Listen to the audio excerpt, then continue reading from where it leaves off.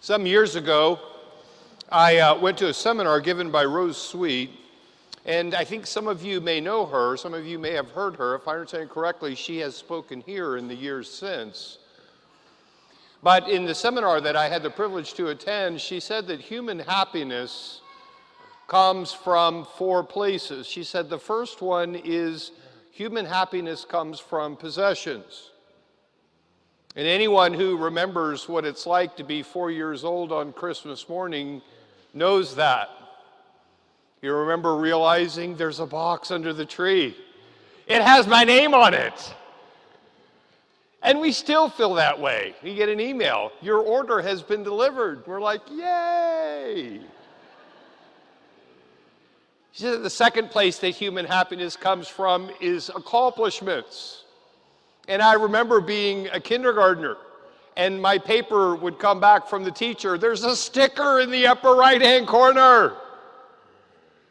I still feel that way. Every week I wait for my writing assignments to come back from the university, and some part of me still wants to know, does it have a sticker on it? She said the third place that human happiness comes from is in human relationships.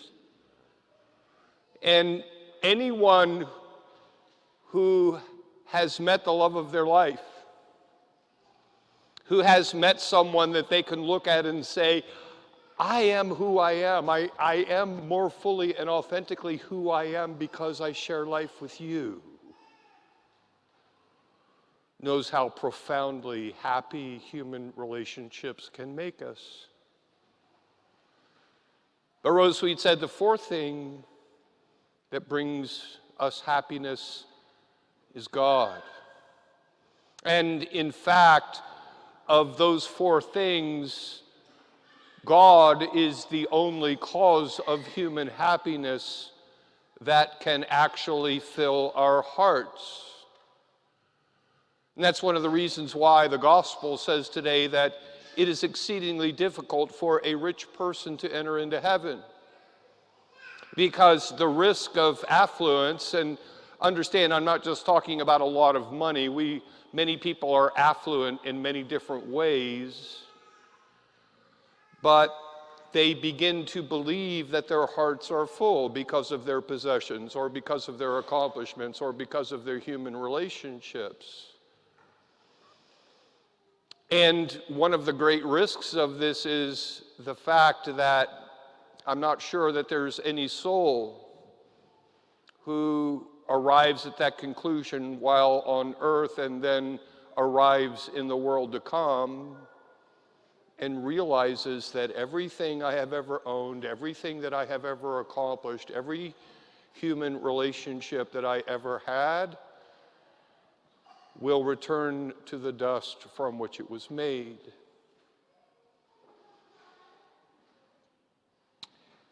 The great blessing of having been granted the virtue of wisdom to the point where we realize that our hearts are made for God, as St. Augustine wrote, and we are restless until we rest in God. And anyone who comes to that conclusion is filled with joy. And I think for no small reason other than to realize that it's not wrong. It's not wrong that our possessions and our accomplishments and our human relationships bring us happiness. But when we realize that the one thing that fills our hearts, actually makes our happiness complete is God, then and only then can we turn to all of the other things that have brought us happiness in the world and realize that that is not the cause of my happiness. They are profoundly great gifts from the one who is.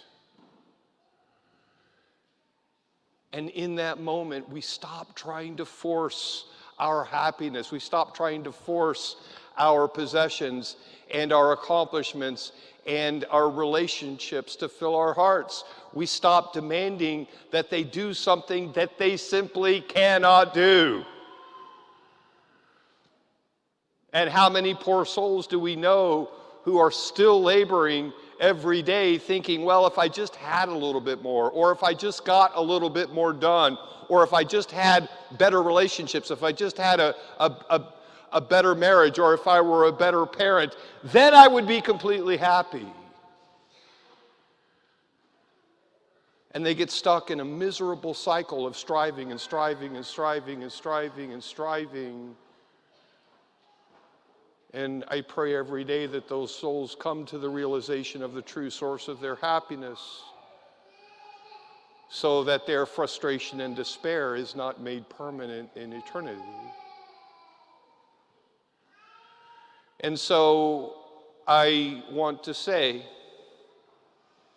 to anyone who, for whatever reason, has drawn the conclusion that I somehow don't believe this myself, or that I don't understand what God has revealed, I'm sorry that you have drawn that conclusion, and I desperately want to make it right. And I also want to say to those people in my life for whom I am deeply grateful that I have become who I am today because I share life with you, that my life will never be long enough to express my full gratitude for what God has brought into my life through you. Repeat with me again.